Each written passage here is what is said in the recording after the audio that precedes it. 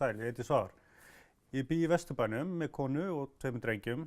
Stunda nám í Háskólanum í Reykjavík, er á frumgreinadeild sem þýðir að ég er að ná mér í stúdentsprófið mitt og ætla síðan að halda áfram námi í HÍ. Ég hef verið núna síðasta kjörtímabil sem er að líða formaður hverfisráðs miðborgar fyrir meirihlutann. Og já, og bara hef líka verið þarna varafulltrúi í umhverfis- og skipulagsráði og það hefur bara verið mjög gott og skemmtilegt að vinna í þessu samstarfi.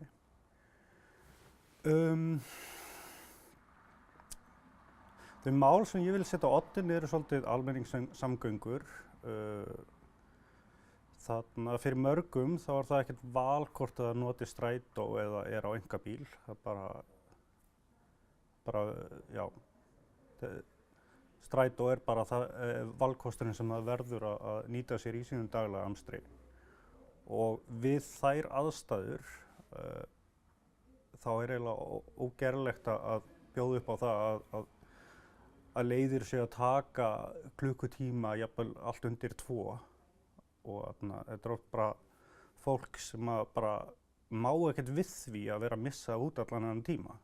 Og þannig við þurfum að gera eitthvað í því. Ég tel að það vera eitt af því sem við þurfum eiginlega að gera er að breyta BS fyrirkomulaginu. Og þar sem að sveitarfélög er að senda kannski einn fulltrúa úr sínu samstarfi til þess að hafa áhrif þar innan. Það er bara, held ég, eitthvað sem þarfnast mikilla breytingar.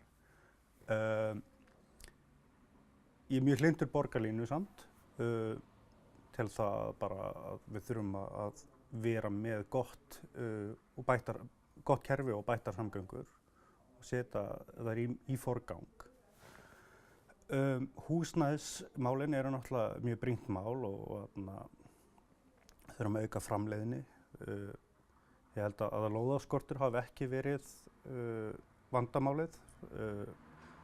Við erum búin að vera með alla verktakana vinnandi á allan tíman, hvort sem það sé í Reykjavík eða í Kópavogi. Það er bara allir að vinna hörðum höndum við að byggja sem geta unnið við það. En það þarf að auka í raun og veru afköstin, sko. Við þurfum fleiri íbúðir.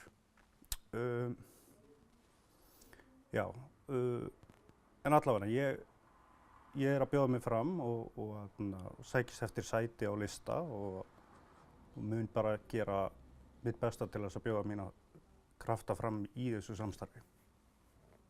Takk.